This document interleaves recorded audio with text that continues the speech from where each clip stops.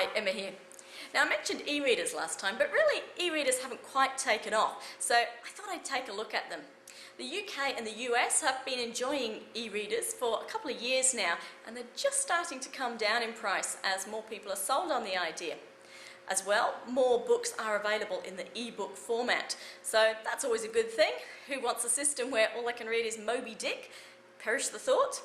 Now, we haven't had e-readers here in Australia until now, but we wait no more, because Amazon, Sony and another British company have all now got e-readers out available for the Australian market.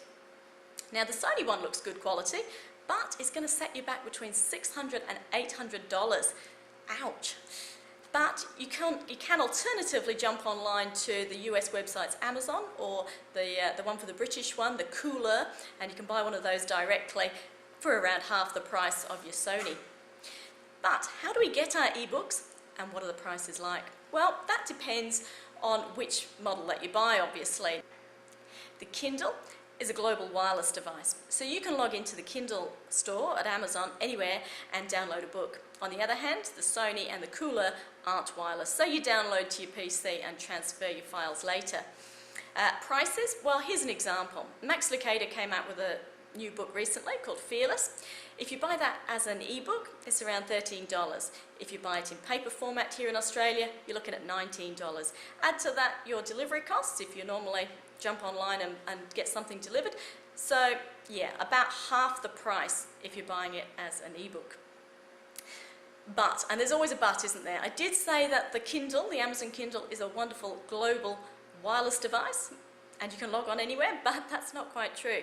Here in Australia, it uses the Telstra 3G network. So if you live out here in Australia and they haven't yet heard of Telstra 3G, sorry, but you're going to have to stay with your mobile Camel library or whatever you've got. So is it worth it? I mean, compared to sticking with paperbacks. Well, assume you buy a reader for $300 and your average ebook is $13. You're going to break even after 23 books, and every ebook you buy after that is going to save you money. However, I did read some comments online that said that the screen died after a year or the battery died after a year, so maybe you need to know that you buy and read way more than 23 books a year to really make it worth it for you. Now, what about comfort? Well, the screen size of most is 6 inches. That's about the average book. And you can buy a larger Kindle, 9.7 inches, but you can only get that in the US. You can also buy a Kindle app for your iPhone, but again, you have to be in the US to buy and download the books for that. But hey, who wants to read an entire book on their iPhone? I mean, iPhones are great for accessing occasional data, maybe looking up a Bible verse, but reading a whole novel? Whoa, I think you'd have RSI after a week just by scrolling the pages. You'd be up for a carpal tunnel operation on your wrists, as well as new glasses for your eyes. At the end of the day, I reckon the US and the UK are still leading the way with the ebooks. We're not quite there in Australia. It's still a bit too expensive. We haven't really got the range of titles available to us, and who knows if your reader is going to go the distance.